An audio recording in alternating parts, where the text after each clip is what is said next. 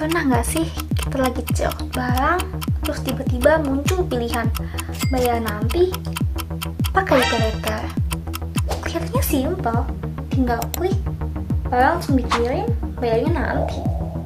Tapi justru dari kemudahan itu muncul pertanyaan besar.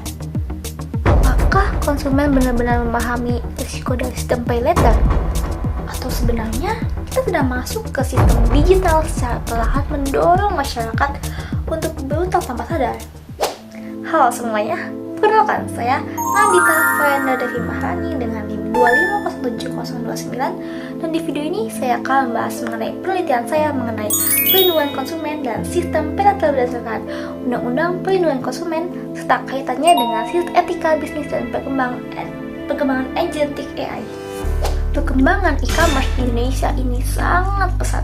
Masyarakat semakin terbiasa melakukan transaksi digital karena dianggap lebih praktis dan cepat. Salah satu fitur yang paling sering digunakan yaitu sekarang Buy Now Pay Later atau paylater. Fitur ini memungkinkan konsumen membeli barang sekarang dan bayarnya nanti, baik secara cicilan maupun jatuh tempo tertentu. Masalahnya, banyak pengguna terutama di generasi muda menggunakan paylater bukan karena kebutuhan mendesak, tapi karena kemudahan akses dan gaya hidup konsumtif. Bahkan, banyak dalam kasus pengguna merasa tidak sedang berutang karena sistemnya dibuat sangat simpel. Cukup satu kali klik, tanpa proses panjang seperti kartu kredit dan tanpa berpikir panjang juga. Padahal, di balik kemudahan itu ada bunga, denda, pihak admin, dan resiko gagal bayar yang seringkali tidak dipahami penuh oleh konsumen. Dalam penelitian ini, saya menemukan adanya fenomena yang disebut dark pattern. Dark pattern ini adalah desain aplikasi yang dibuat untuk memenuhi keputusan pengguna secara tidak sadar. Contohnya, seperti tombol paylater yang dibuat paling mencolok, promo cicilan yang ditampil besar-besaran, atau syarat dan ketentuan sangat panjang dan sulit dibaca. Secara tidak langsung, desain ini mengirim konsumen memilih paylater. Kalau dilihat dari perspektif etika bisnis, praktik seperti ini sebenarnya cukup bermasalah.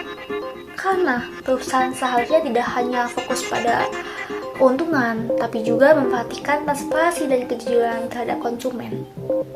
Dalam sistem paylater, sering terjadi ketidakseimbangan informasi. Perusahaan memahami seluruh mekanisme sistem, sedangkan konsumen hanya melihat kemudahannya saja. Akibatnya, posisi konsumen menjadi lebih lemah dalam transaksi digital. Kalau dianalisis berdasarkan Undang-Undang Nomor 8 Tahun 1999 tentang Perlindungan Konsumen, sebenarnya konsumen memiliki hak untuk mendapatkan informasi yang jelas, jujur, dan transparan. Hal ini terdapat dalam Pasal 4 UU PK. Namun, praktiknya, informasi mengenai bunga, biaya tambahan, maupun denda seringkali tidak dijelaskan secara detail. Selain itu, penelitian ini juga menemukan adanya klausula baku yang cenderung merugikan konsumen. Hal ini berkaitan dengan pasal 18 UU PK. Dalam beberapa kasus, perusahaan memiliki kewenangan sepihak untuk mengubah biaya kebijakan tertentu tanpa adanya negosiasi dengan pengguna. Artinya, konsumen hanya menerima syarat yang sudah dibuat oleh platform. Hal ini menunjukkan bahwa perlindungan konsumen dalam sistem paylater masih belum jalan secara optimal. Selain membahas aspek hukum dan etika bisnis, penelitian ini juga membahas perkembangan teknologi baru yang mulai digunakan dalam sistem paylater, yaitu agentic AI. Berbeda dengan AI yang biasa hanya merespon perintah, agentic AI ini mampu mengambil keputusan secara mandiri. Misalnya, menentukan limit charge pengguna, membaca perilaku belanja, hingga melakukan sistem penagihan otomatis. Teknologi ini memang membuat sistem menjadi lebih cepat dan efisien. Tapi, di sisi lain, muncul masalah baru. Konsumen seringkali tidak tahu bagaimana AI menentukan keputusan tersebut, tidak transparan, tidak dijelaskan secara jelas, dan ini menimbulkan persoalan akuntabilitas.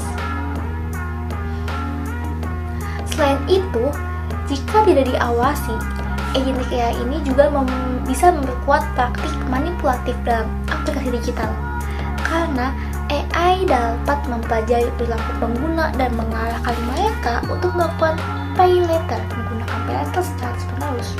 Karena itu, penelitian ini menekankan pentingnya pengawasan manusia atau human in the loop agar keputusan AI tetap dapat dipertanggungjawabkan secara hukum dan etika. Kesimpulan dari penelitian ini adalah bahwa sistem pay later memang memberikan kemudahan dalam transaksi digital. Namun, di balik kemudahan tersebut masih banyak berbagai persoalan terkait perlindungan konsumen, transparansi informasi, etika bisnis, hingga pengguna teknologi AI yang belum terawasi sepenuhnya. Praktik dark pattern ini juga klausul baku serta ketidakseimbangan informasi menunjukkan bahwa konsumen masih berada pada posisi yang rentan dalam ekosistem digital. Karena itu, diperlukan regulasi yang lebih adaptif dari pemerintahan dan OJK, peningkatan literasi keuangan digital masyarakat, serta pengawasan terhadap penggunaan agentic AI dalam layanan fintech. Pada akhirnya, teknologi selalu tidak hanya menciptakan kemudahan, tapi juga harus tetap menjamin keadilan dan perlindungan bagi konsumen. Pay later bukan sekedar fitur pembayaran, ia adalah tantangan bagi hukum, etika, dan perlindungan konsumen digital. Terima kasih.